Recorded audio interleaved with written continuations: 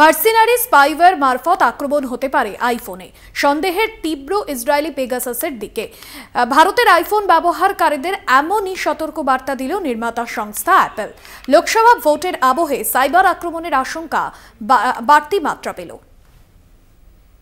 বুধবার রাত 12:30 নাগাদ ভারতের বেশ কিছু আইফোন ব্যবহারকারীকে ইমেল করে স্পাইওয়্যার আক্রমণের বিষয়ে সতর্ক করেছে অ্যাপল। ভারত সহ মোট 91টি দেশে আইফোন গ্রাহকের কাছে একই ইমেল পাঠানো হয়েছে বলে জানা গিয়েছে। সংশ্লিষ্ট গ্রাহককে বলা হয়েছে তারা আইফোনকে যে কোনো মুহূর্তে মার্সিনারি স্পাইওয়্যার নিশানা বানাতে পারে। অ্যাপল তেমন আশঙ্কা করছে বাছাই করা গ্রাহকরাই সম্ভাব্য সাইবার আক্রমণের টার্গেট বলে মনে করছে অ্যাপল। ইমেলে জানানো হয় গ্রাহকদের কর্মকাণ্ড ও জনপরিচিতি বিবেচনা করেই আক্রমণ সানানো হচ্ছে।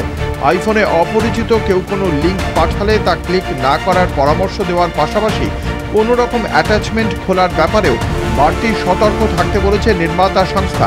ইসরায়েলি কোম্পানি এনএসওর তৈরি পেগাসাস স্পাইওয়্যার ব্যবহার করে ফোনে আড়ি পাতা হয়ে থাকে।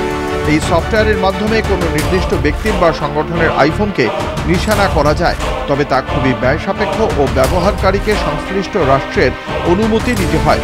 স্বভাবতই অ্যাপলের ওই সতর্কবার্তার নেপথ্যে পেগাসাসের ভূমিকা থাকার ইঙ্গিত মিলেছে। কে বা কারা আইফোনে আড়ি পাতার চেষ্টা চালাচ্ছে অ্যাপল কর্তৃপক্ষ তা খোলসা করেনি।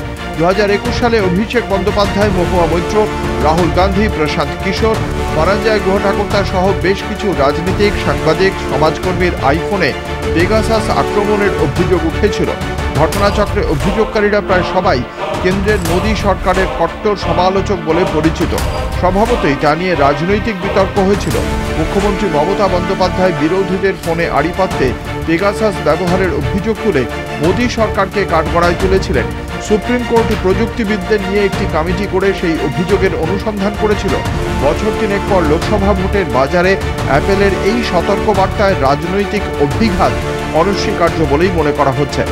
কলকাতা টিভি।